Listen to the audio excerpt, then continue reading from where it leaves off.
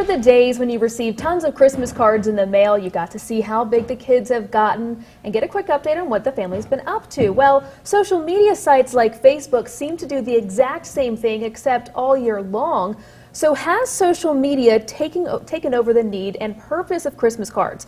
Our social media panel is here to discuss. Megan O'Day with Riverworks Marketing and Chloe Morrison with Nuka.com are here to talk about this. Now, the first family I want to talk about is this huge viral sensation that's come out lately, the Holderness family. They sent out a digital Christmas card, and I'm thinking maybe this is where Christmas cards are going. Let's roll that.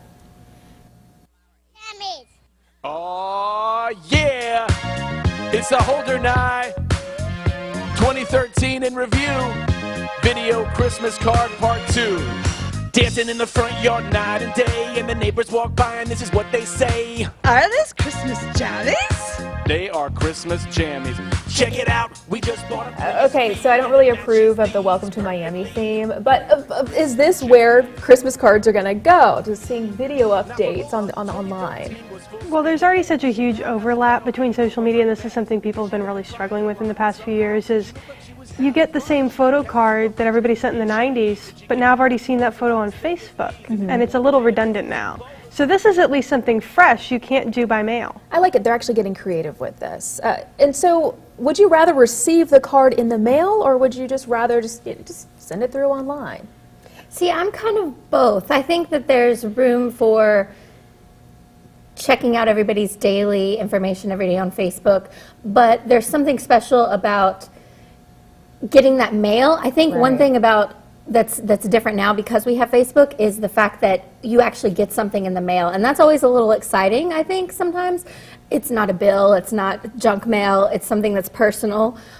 So I kind of like that, even though I'm definitely a social media junkie and like to look at everything every day. So I like both. Yeah, you can never replace that tradition. I agree with that too. Like, my coworker gave me this card today, and it didn't come in the mail, but it is super cute, and he designed it himself. He's a graphic designer at Riverworks, Brian Parks, and he made this, and it's so cute, and he picked out the fonts and everything, and it's got a picture of his kids inside, which I have not seen on Facebook, and he wrote me this handwritten note, and it's just beautifully put together, and it feels really special because this isn't something he could tweet me.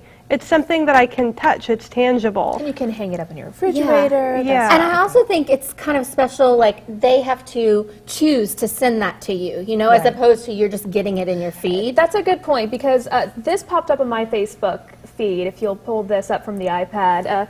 Kyla and John, sweet couple, but I see their Christmas card. They're like, here's our Christmas card this year, but I don't think I'm getting one in the mail. So that kind of is a bash on me where it's like, here we are, we're so cute, this is our Christmas card, but it also says to me that I didn't make their mailing list. So it's very cute, but you can go many ways with it. And we like their tradition, but at the same time, we already know what little Jimmy and little Susie look like because we've been seeing them on Facebook all year round. We know what the family's up to because we've seen the updates all year round. So does it take the joy out of getting those cards? It just means you have to do cards differently. Like, I like to do a really long handwritten letter on my Christmas stationery, and I like to get something special from Etsy that's not just like a picture you've seen on Facebook. And I like to write people my wishes for what they'll have to look forward to in 2014 and tell them some stuff about me that I maybe didn't want to publicize on Facebook. And I try to give them a kind of like analog holiday experience that's really personalized and handwritten. Now, would you post